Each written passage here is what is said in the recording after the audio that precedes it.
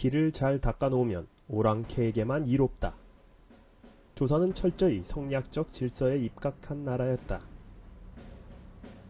중국이라는 상국의 외교를 맡기고 스스로 속국이 되고자 했기 때문에 굳이 강력한 군대를 필요로 하지 않았다.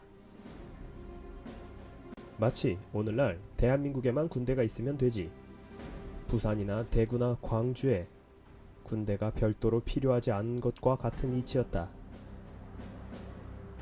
그래서 조선은 제 몸도 지키지 못할 만큼의 군대만 겨우 가지고 있었다. 그러나 믿었던 중국의 군대는 16세기 말 임진왜란이 일어났을 때 제대로 힘도 못 썼으니 결과론적으론 조선의 판단 미스였다. 물론 초반 패배를 제외하고 후반에 가면 명나라의 원군이 큰 힘을 발휘한다. 하지만 양난 이후에도 조선의 국방력은 크게 달라진 게 없었다. 오히려 길을 잘 닦아놓으면 오랑캐나 내부의 적들이 침략했을 경우 불리하다는 주장만 나와 조선의 도로 발달은 더욱더 제약될 수밖에 없었다.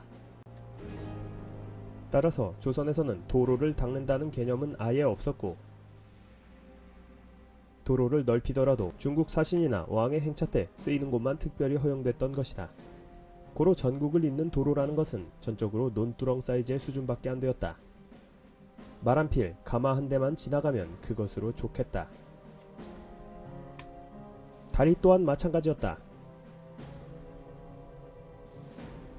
오히려 조선에서의 강은 외적을 방비하는 천연 요새로 여겼기 때문에 강에 다리를 놓고 길을 정비하는 행위를 적을 이롭게 하는 것으로 여겼다. 이러한 조선의 소극적인 정책은 고대 로마와 비교해보면 180도 다르다. 고대 국가 가운데 가장 도로를 잘 이용하고 관리했던 로마 시대와 한번 비교해보자. 모든 길은 로마로 통한다는 말처럼 로마는 이탈리아 반도를 통일할 무렵인 기원전 300년경부터 기원 후 200년까지 약 500년 동안 도로를 건설하고 관리해왔다.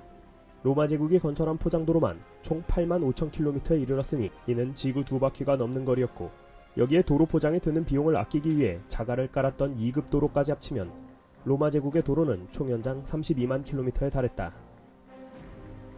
게다가 로마의 도로는 수준도 매우 높아서 차도와 인도를 분리했고 완벽한 배수시설을 갖추기도 했다. 그렇다면 로마가 이토록 열심히 도로를 닦았던 이유는 무엇일까?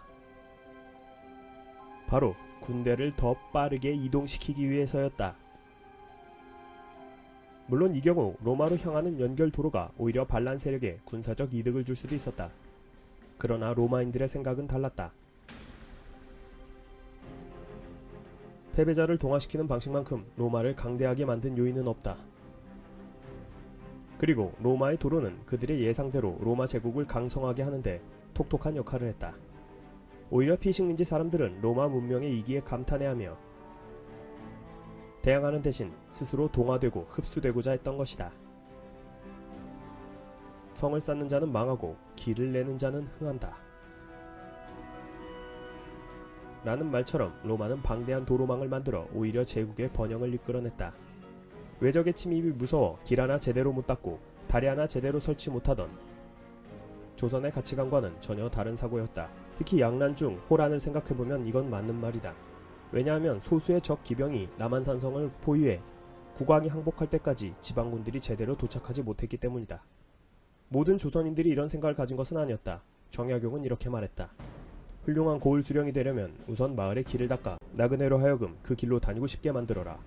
마을의 도로가 좁아서 곡물을 운반한 수레끼리 서로 부딪힐 지경인데도 돌 하나 빼내지 않고 배수시설도 없어 질퍽해 가뭄에도 언제나 친창길이다. 이렇게 도로를 수리하지 않으면서도 조선의 지세가 험준해 수레가 발달하지 못한다고 하니 이 어찌 슬픈 일이 아니겠는가. 하지만 그의 주장은 전혀 받아들여지지 못한 공허한 외침이었을 뿐이다.